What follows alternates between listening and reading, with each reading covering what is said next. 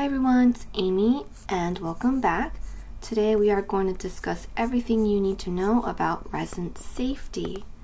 Now this is super important for everyone to know, whether you are a beginner or have years of experience. Now this is not my first time discussing this topic. I've talked about it in my very first resin tutorial back in I think 2013, which those videos are no longer available, so don't even try looking for them. But most recently I talked about resin safety in my Resin for Dummies series. I'll link it up here if you are interested in watching it, but I've come to realization that people will probably won't see that video due to several reasons.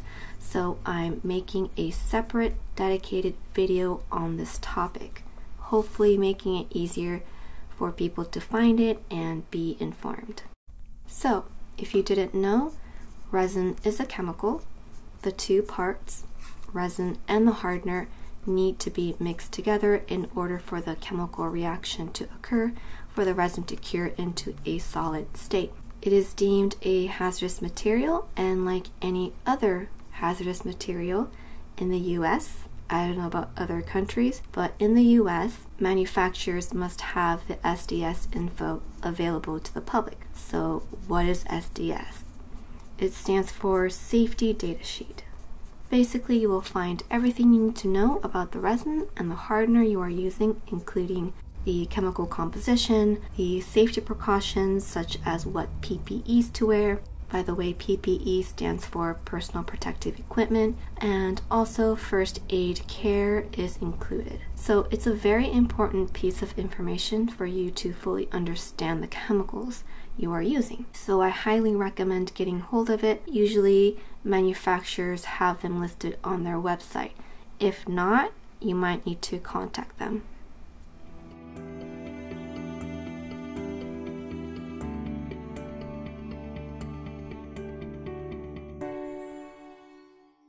Now, resin, or more so the hardener, is a skin irritant. It is a corrosive material, so it can cause skin irritation or allergic reaction to those with sensitive skin. However, even on a normal, healthy skin, overexposure to the chemicals can cause you to develop an allergy. Let me show you a video vlog I made in 2014 that I enlisted as well, where a resin gave me an allergic reaction. This was from the Alumilite brand, their fast curing white resin, which by the way is a type of polyester resin. Hi everyone, so I'm going to make a very quick video on some resin safety, and I know you guys know about safety and stuff like that if you watched my tutorial, because I do emphasize on safety and wearing the proper protective equipment while you're working with this medium. So I got some on my arm on accident yesterday, and here's what my skin looks like now. It is pretty gnarly, the rash. So, you know, I didn't know I got on my arm because I think the bottle was open. The resin bottle was open, and I grazed my arm on the top of the bottle and got some of the resin on my skin, and I didn't know until it got all itchy. So this is to show you guys what could happen if you are not protecting yourself. So it's very important to protect your skin. By this I mean wearing gloves when handling resin and the hardener. I recommend nitrile gloves over latex or vinyl, because number one, they withstand chemicals much better and they are more tear resistant. You can buy them at your local drugstore or online stores such as Amazon or eBay. I would also recommend wearing something to protect your clothes, or wear something you won't mind getting resin on, because once the uncured resin gets on your clothes, it's impossible to remove it. And this goes the same with your work surface. So make sure you have your work surface lined with like silicone mats, wax paper, freezer paper, or parchment paper. Now let's talk about VOCs. This is a term resin companies love to use to market their product. Low VOCs, no VOCs. zero VOC. So what the heck do they all mean? Well, it stands for volatile organic compounds. They are organic chemicals that have a high vapor pressure at room temperature. Most scents or odors are VOCs and can be naturally occurring or be man-made. Some VOCs are dangerous to health or cause harm to the environment. Harmful VOCs typically are not acutely toxic or have an immediate effect, but have a long-term health effect, meaning exposure to it for a long period of time can affect your health in the long run. Also, the VOC's concentration is at its highest indoors. So what does that tell you? That tells you to work in a well-ventilated space. Even if the resin states that it has no VOCs, you don't know at what amount of resin this level was measured at, so take the extra precautions to protect your lungs.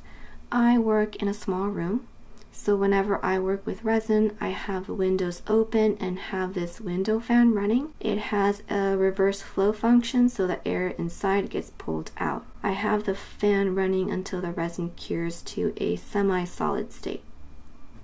So the next big question is to whether to wear a respirator mask or not. Some say you don't have to if you're working in a well-ventilated space or if you're only working with small amount of resin. I'd say take the extra precaution and wear it. Better be safe than sorry, that's just my opinion, because there are many variables that can affect the amount of VOCs in your environment, such as the amount of resin you are mixing, whether you are heating it up or not with a heat gun or a torch, and the size of your space. Also, what you put in the resin can affect your VOC level as well. So any pigments, alcohol inks you put in your resin can greatly affect the amount of VOCs that you are emitting to the air. So I use this one with replaceable filters. These respirators are made for organic vapors. I got it at my local hardware store, but you can also get one on Amazon. I'll link it down below. I also want to mention some things about sanding resin. I recommend using a wet and dry sanding paper and use water while you sand your pieces. The water will prevent the dust from getting in the air so you don't breathe it in. However, if you can't and have to use a rotary tool or a sanding tool, do it outside and wear a respirator.